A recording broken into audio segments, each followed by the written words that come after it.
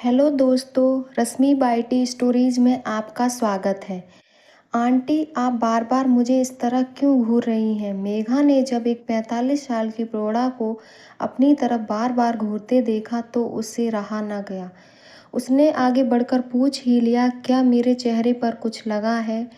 नहीं बेटा, मैं तुम्हें घूर नहीं रही हूँ, बस मेरा ध्यान तुम्हारी मुस्कुराहट पर आकर रुक जाता है।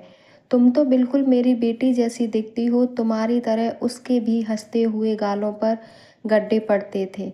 इतना कहकर नीता पीछे मुड़ी और अपने आंसुओं को पोंछती हुई मॉल से बाहर निकल गई। तेज कदमों से चलती हुई वह घर पहुंची तो अपने कमरे में बेड पर लेटकर रोने लगी। उसके पति रमेश ने उसे आवाज़ दी, क्या हुआ नीता? पर वह बोली नहीं। महेश उसके पास जाकर पलंग पर बैठ गया और नीता का सिर सहलाता रहा। चुप हो जाओ, कुछ तो बताओ, क्या हुआ? किसी ने कुछ कहा क्या तुमसे? नहीं, नीता भरे मन से इतना ही कह पाई और मुंह धोकर रसोई में नाश्ता बनाने के लिए चली गई। नीता से रमेश बहुत प्यार करता था और उसकी जरा सी भी उदासी या परेशानी उसे विचलित कर देती। वह उसे कभी दुखी नहीं देख सकता। वह उसके पीछे पीछे रसोई में चला गया और बोला, नीता देखो, अगर तुम ऐसे ही दुखी रहोगी तो मेरे लिए बैंक जाना मुश्किल हो जाएगा। अच्छा, ऐसा करता हूँ कि आज मैं बैंक में फ़ोन कर देता हूँ छुट्टी के लिए। आज हम दोनों पूरे दिन एक साथ रहेंगे। तुम तो जानती ही हो कि जब तुम्हारी खुशी चली जाती है तो मेरा भी मन कहीं नहीं लगता। खुशी तो कब की हमें छोड़कर चली गई है। नीता के इन शब्दों ने महेश को पल भर में ही उसकी उदासी का कारण समझ में आ गया।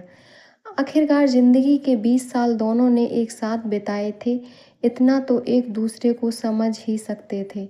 उसे तो हम मरते दम तक नहीं भूल सकते, पर आज अचानक ऐसा क्या हो गया जो तुम्हें उसकी याद आ गई? नीता ने मॉल में मिली लड़की के बारे में बताया।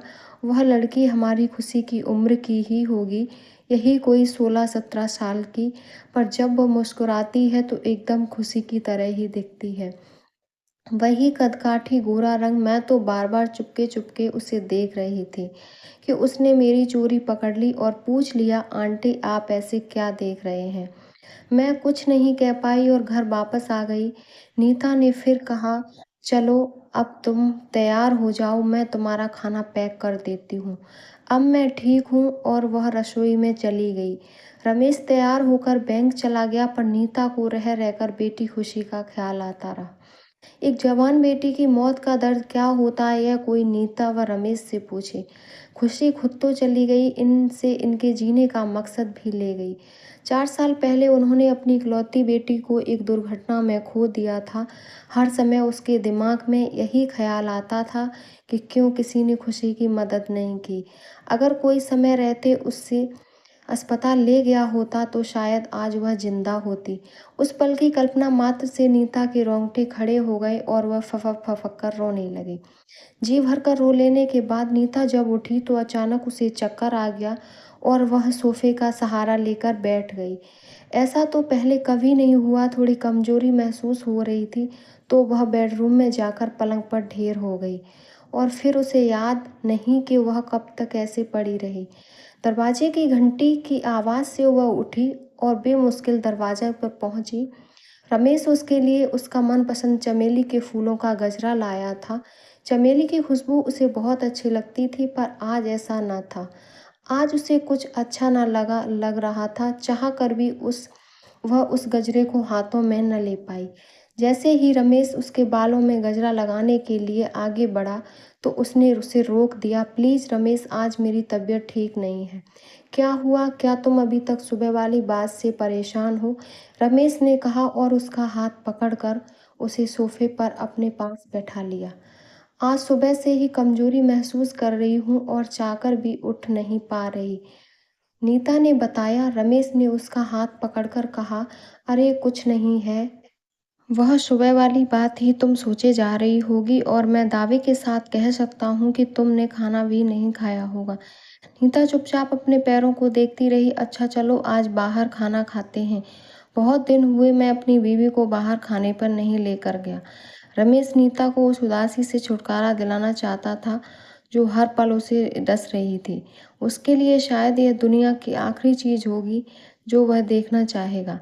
नीता का उदास चेहरा उसके तो दो जहान और सारी खुशियाँ नीता तक ही सिमट कर रह गई थीं। खुशी के जाने के बाद दोनों तैयार होकर पास के होटल में खाना खाने चले गए। रमेश ने उन सभी चीज़ों को मंगवाया जो नीता की मनपसंद थीं ताकि वह उदासी से बाहर आ सके। अरे बस करो, मैं इतना नहीं खा पाऊंगी। जब रमेश बैरो को ऑर्डर लिख रहा था तो उसने बीच में ही कहकर रोक दिया। अरे तुम अकेले थोड़ी ही ना खाओगी, मैं भी तो खाऊंगा। भैया तुम जाओ और फटाफट से सारी चीज़ें ले आओ। मैं अपनी बीवी को अब और उदास नहीं देख सकता। एक हल्की मुस्कान नीता के होठों पर फैल गई, यह सोचकर कि रमेश उससे कितना प्यार करता है और अपने आप पर उसे गर्व भी हुआ ऐसा प्यार करने वाला पति पाकर। खाना खाने के बाद नीता की तबीयत कुछ संभल गई। दोनों मनपसंद आइसक्रीम खाकर घर लौट आए। इतनी गहरी नींद में सोई नीता की सुबह देर से आंख खुली। उसने खिड़की से बाहर झांक कर देखा तो बादल घिरे हुए थे। फिर उसने पास लेटे रमेश को देखा, वह चैन की नींद सो रहा था। एक रविवार को ही तो उसे उठने की जल्दी नहीं होती, बाकी दिन तो वह व्यस्त रहता है। फ्रेश होकर वह रसोई में चली गई चाय बनाने। जब तक चाय बनी, रमेश उठकर बैठक में अखबार लेकर बैठ गया। रोज का उनका यही नियम होता था, एक साथ सुबह शाम की चाय, फिर अपने अपने काम की भाग दौड़। बाहर बादल गरजने लगे और फिर पहले धीरे फिर तेज बारिश होने लगी। अचानक नीता को लगा कि कोई बाहर खड़ा है। उसने खिड़की में से झांका, एक लड़की खड़ी थी। उसने जल्दी से दरवाजा खोला तो देखा वह वही मॉल वाली लड़की थी। उसे दोबारा देखकर नीता बहुत खुश हुई। अरे बेटा तुम आ जाओ, अंदर आ जाओ। नहीं आंटी, मैं यहीं ठीक हूँ, उसने डरते हुए कहा। वह कौन सा उसे जानती थी जो उसके घर के अंदर चली जाती। नीता ने बड़े प्यार से उसका हाथ पकड़ा और उसे खींचकर अंदर ले आई। आंटी आप यहाँ रहती हैं? मैं तो कई बार इधर से गुजरती हूँ पर मैंने आपको नहीं देखा। हाँ बेटा, मैं जरा घर में ही व्यस्त रहती हूँ। आंटी आई एम सॉरी, शायद मैंने आपका दिल दुखाया, मेघा ने कहा। रमेश एक पल को मेघा को देख कर हतप्रभ रह गया। उसे अंदाजा लगाते देर नहीं लगी कि वह मॉल वाली लड़की ही है। आओ बेटा बैठो, हमारे साथ चाय पियो। उसने घबराते हुए रमेश से नमस्ते की और बोली, अंकल मैं चाय नहीं पीती। खुशी भी चाय नहीं पीती थी, बस कॉफ़ी की शौकीन थी। आजकल के बच्चे कॉफ़ी ही पसंद करते हैं। ऐसा बोलकर नीता रसोई में चली गई। मेघा भी उसके पीछे पीछे रसोई में चली गई। तुम्हारा घर पास में ही है शायद? नीता ने पूछा। हाँ आंटी, अगली गली में सीधे हाथ को मुड़ते ही जो तीसरा छोटा सा घर है वही मेरा है, मेघा ने बताया। अच्छा, वह नरेश शर्मा के साथ वाला? रमेश ने पूछा। जी हाँ वही, मैं रोज यहाँ से अपने कॉलेज जाती हूँ। आज रविवार है सो अपनी सहेली से मिलने जा रही थी। बारिश तेज हो गई इसीलिए यहीं पर रुक गई। कोई बात नहीं बेटा, यह भी तुम्हारा ही घर है, जब मन करे आ जाया करना, तुम्हारी आंटी को अच्छा लगेगा, रमेश ने कहा। जब से खुशी गई है तब से इसने अपने आप को इस घर में बंद कर लिया, बाहर ही नहीं निकलती। मेरा नहीं मन करता किसी से भी बात करने का। जब से मुस्कान गई है, इतना बोलते ही नीता की रुलाई छूट गई तो मेघा ने उसके कंधे पर हाथ रखकर कहा, आंटी यह खुशी कौन है? खुशी हमारी बेटी थी जिसे 4 साल पहले हमने एक एक्सीडेंट में खो दिया। मेघा ने देखा नीता आंटी लाख कोशिश करें पर अपना दुख छिपाने की, पर फिर भी उदासी उन पर, अंकल पर और पूरे घर पर पसरी हुई थी। इस बीच रमेश बोले, हौसला रखो नीता, मैं हूं ना तुम्हारे साथ। बस खुशी का इतना ही साथ था हमारे साथ। इधर मेघा ने अब जिज्ञासा जाहिर की, आंटी आप मुझे विस्तार से बताइए क्या हुआ था? बेटा, हमारी शादी के 3 साल बाद खुशी हमारे घर आई तो हमें ऐसा लगा कि एक नन्ही परी ने जन्म लिया है। हमारे घर में उसकी मुस्कुराहट हूबहू तुम्हारे जैसी थी, ऐसी ही गालों पर गड्ढे पड़ते थे। ओह, तो इसीलिए उस दिन आप मुझे मॉल में बार बार मुड़ कर देख रही थी।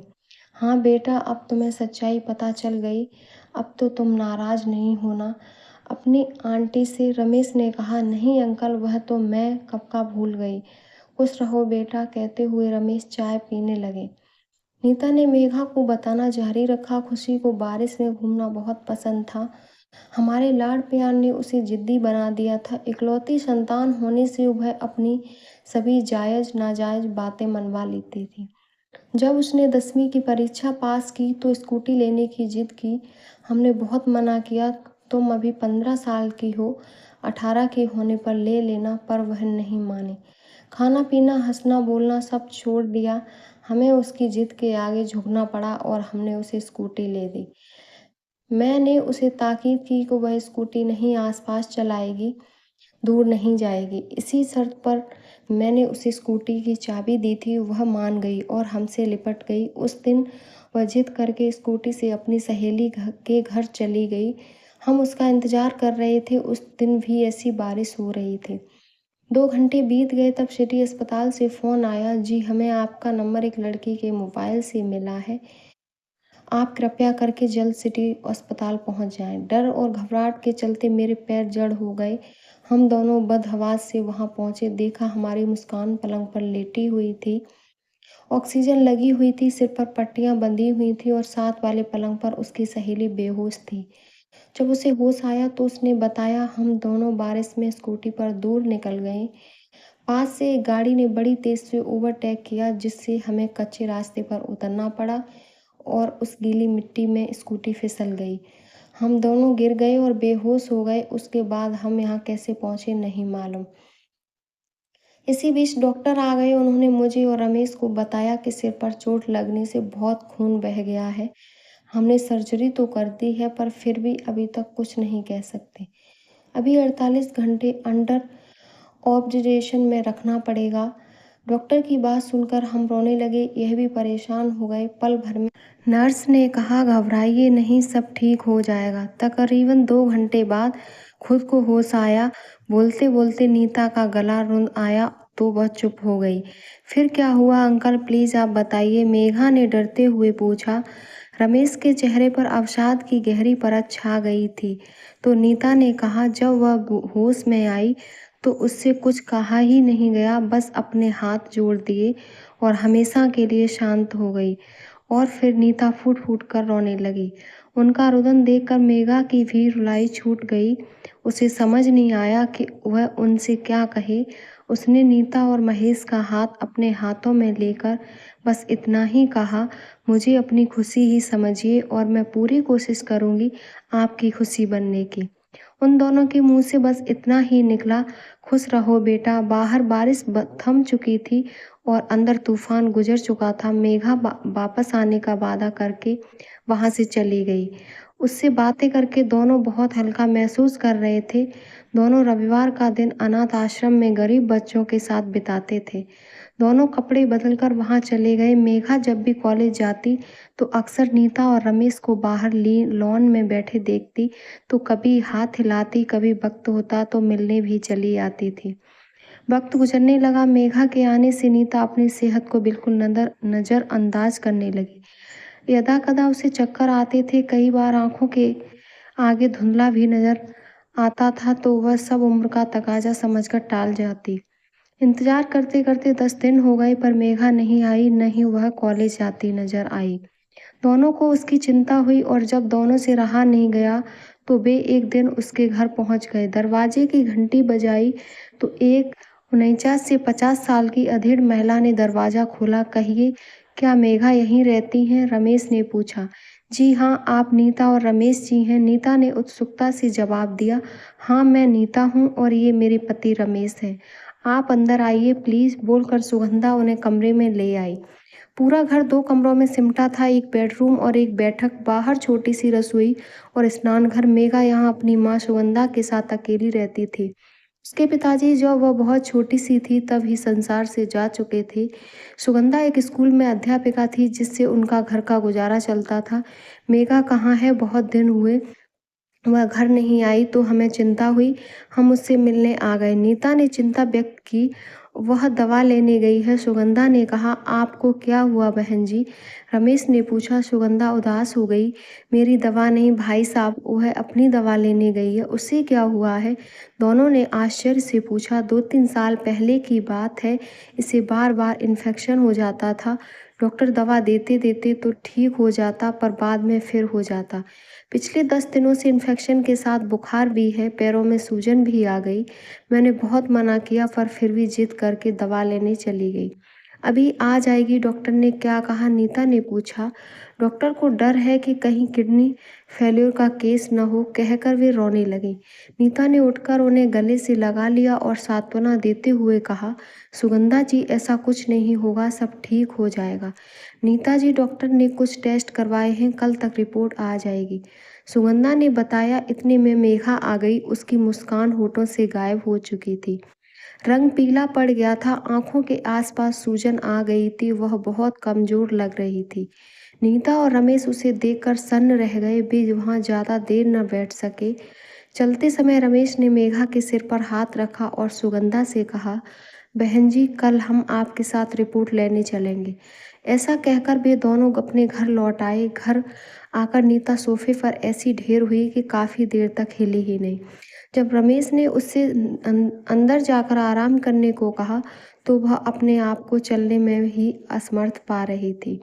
रमेश उसे सहारा देकर अंदर ले गया। परेशान न हो, सब ठीक हो जाएगा।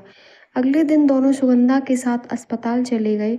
उन पर पहाड़ टूट पड़ा जब डॉक्टर ने बताया, यह केस किडनी फेल्योर का है, अब मेघा की डायलिसिस पर रहना होगा।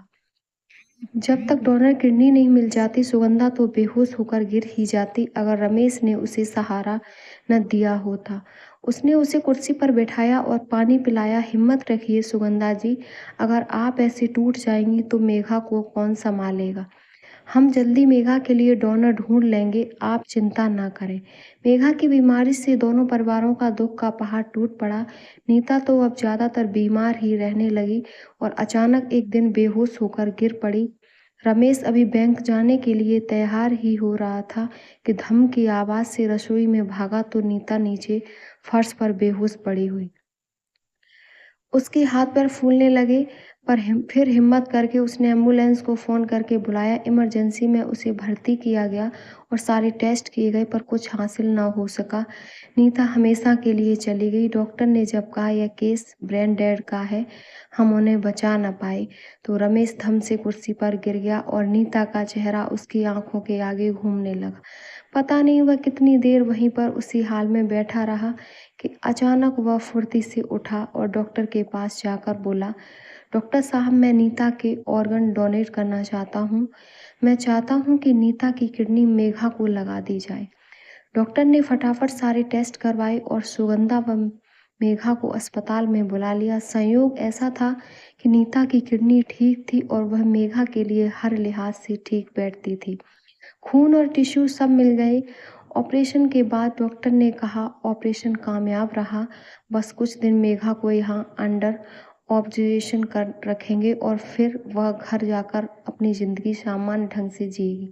सुगंधा ने आगे बढ़कर रमेश के पांव पकड़ लिए और रोने लगी।